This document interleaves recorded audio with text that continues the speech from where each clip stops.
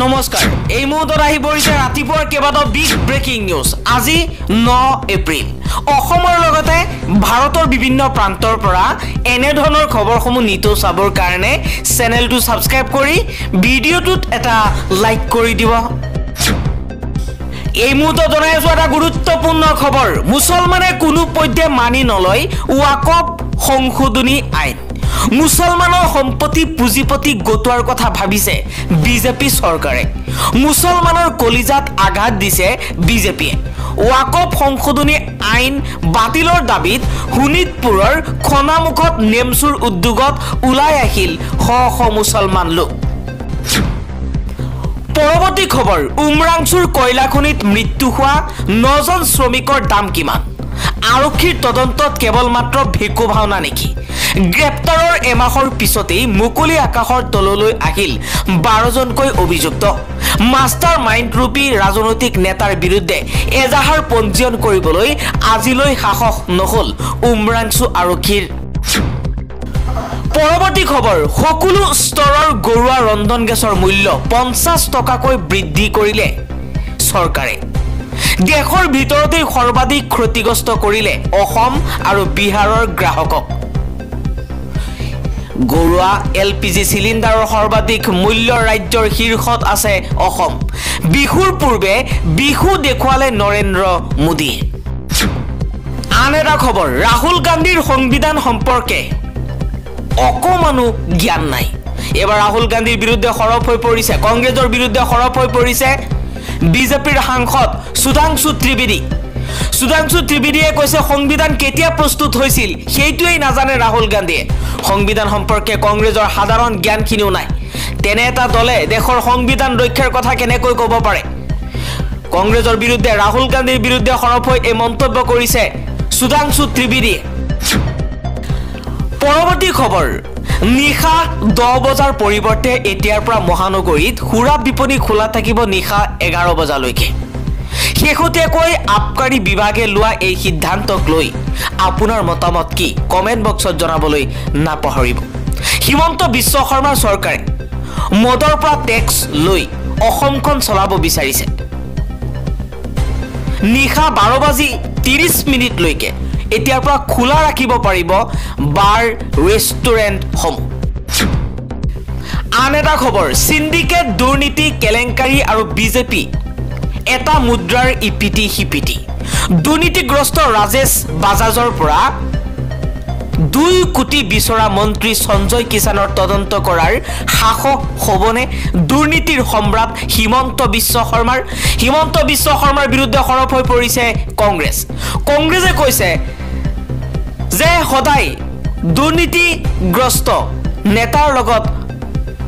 সংগ দিয়ে বিজেপিয়ে হিমন্ত বিশ্ব শৰ্মাক দুৰ্নীতিৰ সম্ৰাট আখ্যা দিছে কংগ্ৰেছে ৰাজেশ বাজাজৰ পৰা 2 কোটি বিচৰা মন্ত্ৰী সঞ্জয় কিষাণৰ তদন্ত কৰিবলৈ হিমন্ত বিশ্ব শৰ্মাৰ সাহস হ'বনে নহয় তাক লৈ প্ৰশ্ন কৰিছে আন এটা খবৰ মেঘালয়ৰ প্ৰধান সচিব সৈয়দ মোহাম্মদ ৰাজিৰ ৰহস্যজনক মৃত্যু উজবেকিস্তানৰ এখন হোটেলৰ কোঠাত উদ্ধাৰ হৈছে মেঘালয়ৰ প্ৰধান সচিব গৰাকীৰ পৰৱৰ্তী খবৰ সোণাপুৰৰ কচুতলিত উচ্ছেদ প্ৰসংগ প্ৰতিবাদকাৰীক গুলিয়াই হত্যা কৰাক লৈ ক্ষুণ্ণ গুৱাহাটী উচ্চ ন্যায়ালয় নিহতৰ পৰিয়ালৰ গোচৰত চৰকাৰক জবাবদিহি কৰিলে গুৱাহাটী উচ্চ ন্যায়ালয় 3 সপ্তাহৰ ভিতৰত চৰকাৰক শপতনামা দাখিলৰ নিৰ্দেশনা দিছে সোণাপুৰৰ কচুতলিত উচ্ছেদৰ সময়তেই নিৰীহ লোকক আৰক্ষীৰ গুলি হত্যা কৰা হৈছে উচ্ছেদ কৰাৰ সময়ত কিয় গুলি কৰিবলগীয়া হ'ল তাক লৈ প্ৰশ্ন কৰিছে গুৱাহাটী উচ্চ ন্যায়ালয় আন এটা খবৰ ওয়াকফ আইনে হিন্দুসকলৰ মাজত দৰিদ্ৰতাৰ অন্ত পেলাব নে চাকৰি পাব হিন্দু যুৱকৰ হৃদয়ত বিষ বিয়পি পৰিছে সেইবাবেই এই আইন প্ৰণয়নত তেওঁলোকে সুখী হৈছে ওয়াকফ সংশোধনী আইনক লৈ মন্তব্য কৰিছে আসাদুদ্দিন ওৱেইছি আন এটা খবৰ ধুবুৰীৰ সাংসদ ৰকিবুল হুছেইনৰ বিৰুদ্ধে সৰব হৈ পৰিছে বেৰিষ্টাৰ হাফিজ ইলিয়াছ হুছেইন আনসাৰী ৰকিবুল হুছেইনৰ বিৰুদ্ধে কেইবাটা মন্তব্য কৰিছে ইলিয়াছ হুছেইন আনসাৰীয়ে কৈছে এবাৰ মই কৈছিলো যে নিমাতি গাই গৰু খোৱাত চোকা আজি তাৰ প্ৰমাণ আখৰে আখৰে প্ৰমাণিত হ'ল অনুৰোধ কৰিছো সকলোৱে এবাৰ শুনিব আনসাৰীয়ে কৈছে আজি অকল মোৰ নহয় আমাৰ আৱাজ আপোনাৰ আৱাজ জাতিৰ আৱাজ দখৰ আৱাজ ধুবুৰীৰ আৱাজ দেশৰ আৱাজ আমাৰ মুনাফিক লম্পট বিশ্বাসঘাতক জাতিদ্ৰোহী কেৰেম সাংসদ ইংৰাজী বিশেষজ্ঞ ধৰ্মৰ সৰ্বোত্তম ব্যৱহাৰকাৰী মিষ্টাৰ ৰকিবুল হুছেইনৰ নিমাতি গাই হৈ গু খোৱাৰ পৰ্দা আঁতৰি জাতিৰ শত্ৰু এজন মুনাফিকৰ জেল বিচাৰিলেও যেন আজি কম হ'ব কেইবাটা বিস্ফোৰক মন্তব্য কৰিছে ইলিয়াছ হুছেইন আনসাৰীয়ে ৰকিবুল হুছেইনক লৈ আনসাৰীয়ে কৈছে এইজন ধৰ্মৰ বেপাৰীক নেতা বুলি কওঁতে আজি লাজ লাগিছে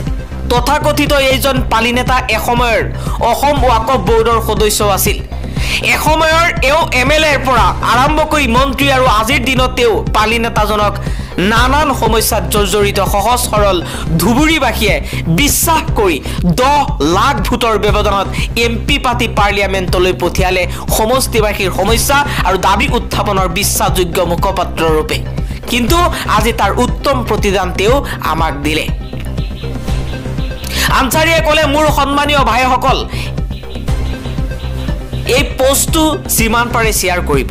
আমি ধুবুৰীবাসীক জাতিৰ শত্ৰু মুনাফিক বিশ্বাসঘাতকক চিনোতে সহায় কৰি দিওঁ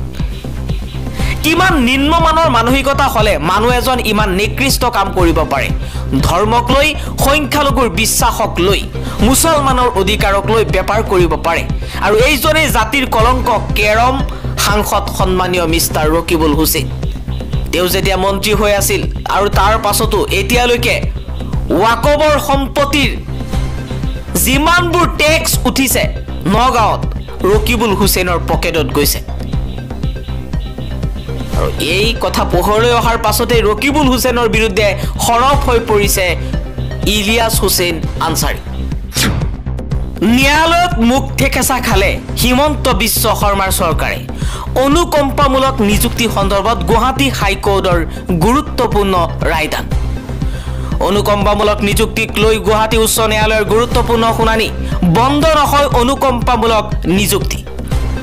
উল্লেখ্য যে 1,50,000 নিযুক্তিৰে চমক সৃষ্টি কৰা হিমন্ত বিশ্ব শৰ্মাৰ চৰকাৰে সংগোপনে বিলুপ্তি কৰিছিল অনুকম্পামূলক নিযুক্তিৰ প্ৰায় 25,000 পদ যোৱা বৰ্ষৰ 18 ছেপ্টেম্বৰত ৰাজ্য চৰকাৰৰ পাৰ্চনেল বিভাগে এখন অফিস মেমোৰেণ্ডাম জাৰি কৰি চিৰদিনলৈ বন্ধ কৰিছিল অনুকম্পামূলক নিযুক্তি এই বিতৰ্কিত অফিস